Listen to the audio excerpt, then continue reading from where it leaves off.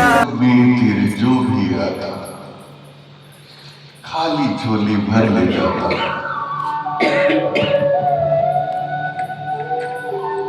हम भी आए तेरे द्वार, गुरु जी बेड़ा पार कर। जब ऐसी सच्ची लगन मन के अंदर लग जाती है तो दाता हमारी झोलियां नहीं भरेगा क्या? एक बार ईमानदारी से मांगकर तो देखिए। जब तक निष्कपट भाव महापुरुष कहते हैं हमारे हृदय के अंदर नहीं आता, तब तक हम वो चीज नहीं पा सकते जिसके हम अधिकारी हैं। एक माई के दरबार पर एक साधु महात्मा गए और उन्होंने कहा भिक्षा दे। अंदर से वो माई आई, उन्होंने खीर बना रखी थी, खीर ले आए। बोले लो बाबा। लेकिन मैं खीर देने से पहले मैंने सुना है महापुरुष तो खट खट की जाननहार हो गई।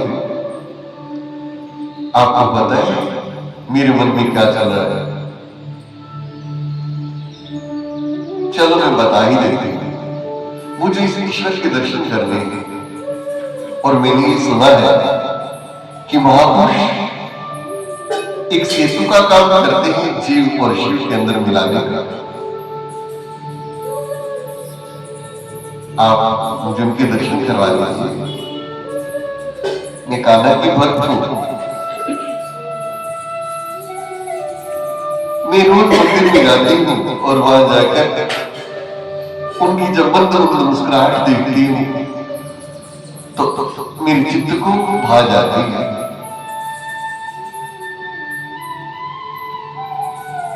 हे गुरु जी, आप मेरी मंगल कामना पूरी करेंगे? बोले क्यों नहीं बेटा, अवश्य।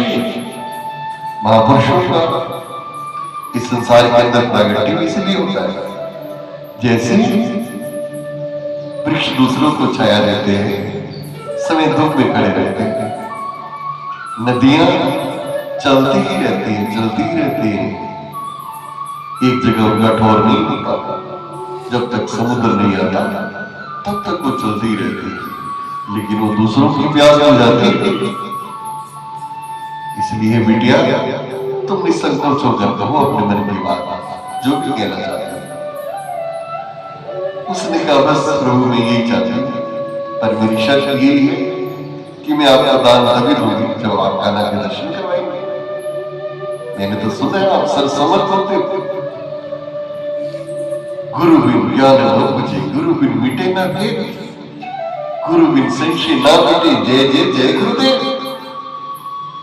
मैंने तो ये भी सुना है ईश कृपा बिन गुरु में, जब तक वो कान्हा कृपा नहीं करता तब तक महापुरुषों के दर्शन नहीं होते। ईश कृपा बिन गुरु नहीं, गुरु बिना नहीं क्या, ज्ञान बिना आत्मा नहीं, गावे में पूरा। क्यों संसारी लोग छटपटाते रहते हैं उसको पाने के लिए। संसारिक इच्छाओं की तो बड़ी लालसा होती है मन में, लेकिन इसके साथ जो बहुत अंदर इच्छा छिपी होती है, काश हमें भी राधा रानी के दर्शन हो जाए। बोले बेटा ठीक है, फिर ऐसा करना, तुम भिक्षा तभी दोगी? बोले हाँ, ऐसी चले। और वो माई खीर अंदर ले गई। अगले दिन प्रातःकाल में फिर से गुरु जी आए। वो महापुरुषों का रूप धारण करके न जाने किस रूप में बाबा नारायण मिल जाए, जब फिर से आके अलग जगाए नारायण हरि नारायण हरि। बोले गुरु जी कल वाली बात याद है ना आपको? बोले हाँ बेटा याद है। तो ठीक है मैं ले आती हूं। मैंने वही काजू किशमिश और इतना अच्छा अच्छा ड्राई फ्रूट इसमें डाल के मैंने ठंडी करके रखी है आपके लिए। कल वही लेकिन पहले वही शर्त है, जिस कान्हा के दर्शन करा दो उस नटखट के, वो जो बंसरी वाला है, जो दूसरों का चित्त चुरा लेता है, जो सभी सखियों का प्यारा है, माखन चोर है, गौवे चराने की लीला करता है और इसी बहाने सबका चित्त चुरा लेता है। मुझे उनके दर्शन करवाने आप जैसे ही कमंडल आगे किया, उठके डालने लगी, देखा क्या कि उसके अंदर कुछ गोबर जैसा कचरा उस बाल्टी के अंदर। अरे महाराज आप क्या करें, ये खीर इसमें मैं डाल देती तो ये सारी खराब हो जाती, मैली हो जाती, गंदी हो जाती, बदबू आती। बेटा अच्छा ऐसा होता है? बोले चलो फिर कोई आप मत तो। बोले नहीं रुचि आपने ऐसा क्यों किया? बोले बेटा इसलिए किया कि तुम्हें कान्हा के दर्शन करने हैं, लेकिन तुम्हारे मन में इतनी कामनाएं क्रोध से भरी रहती हो, छोटी छोटी बात पे कोई मन की कह दे, कोई तारीफ कर दे तो खुश हो जाती हो। मन के अंदर इतना लोभ रखा हुआ है कि दान आदि करने में बड़ा संकोच करती हो, जैसे कि सारा कुछ जितना भी कमा रही हो साथ में लेके जाओगे। मोह इतना है अपने परिवार से, एक पल किसी को ना देखो तो पगला जाती हो, और ईगो अहंकार अपने आप से ऊपर किसी को समझती हुई तू तड़ाके के साथ सबके साथ बोलती हो, चाहे वो कोई बाबा हो, चाहे वो ब्राह्मण हो, चाहे वो ब्राह्मणी हो। ऐसे नहीं बोलते बेटा, अपना जीवन के अंदर कल्याण करना है तो झुके हुए जो वृक्ष होते हैं फल लगते हैं, उनको नम्रता का झुकता है वो जिनमें जान होती है, और अकड़ना तो मुर्गों की पहचान होती है। जब तक हम अंदर से हम शिष्टाचार के नाते नम्रता पूर्वक हमारा जीवन नहीं होगा, तब तक ईश्वर तो क्या महापुरुषों के भी दर्शन नहीं पा सकते हैं। हम मंदिर में भी नहीं जा पाएंगे, कान्हा उन्हें स्वीकार नहीं करता जिनके अंदर ये दुर्गंध भरे रहते हैं। अपने घट को साफ करो मेरी बेटी, सेवा से, सुमरन से कलयुग के अंदर प्रदान ही एक ऐसा साधन है जिससे तुम अपना कल्याण कर सकती हो, अपना जीवन चमका सकती हो। दानम केवलम कलियुग, सतयुग था तो सत्य चला गया, लोग सच के ऊपर स्थिर रहते थे, प्राण जाए पर वचन न जाए, ऐसा भाव होता था। त्रेता के यज्ञ चले गए, द्वापर के अंदर जैसा संकल्प करके बैठते थे वो युग देवता प्रकट हो जाते थे। लेकिन चौथा चरण ओनली डोनेट, दान ही बचा है। अगर इसमें भी अगर हम मुट्ठी भींच के रखेंगे तो हमारे परिवारों में से कौन कौन साथ में ले गया? इधर की माता पर हंसती रहती है, वाह उसने भी इकट्ठा किया था तो कितना ले गया, उसने कितना इकट्ठा किया वो कितना ले गया। सब कोई दिखा दिखा के यहां से विदा होता जाता है। जानते ही गफलत के काम फिर भी करते चले जाते हैं, फिर भी करते चले जाते हैं। जीवन के अंदर कुछ तो ऐसा पकड़िए जिससे आपका कल्याण, आत्ममंथन, जब तक विचारों में शुद्धता नहीं होगी, हृदय के अंदर परिवर्तन नहीं आएगा, तब तक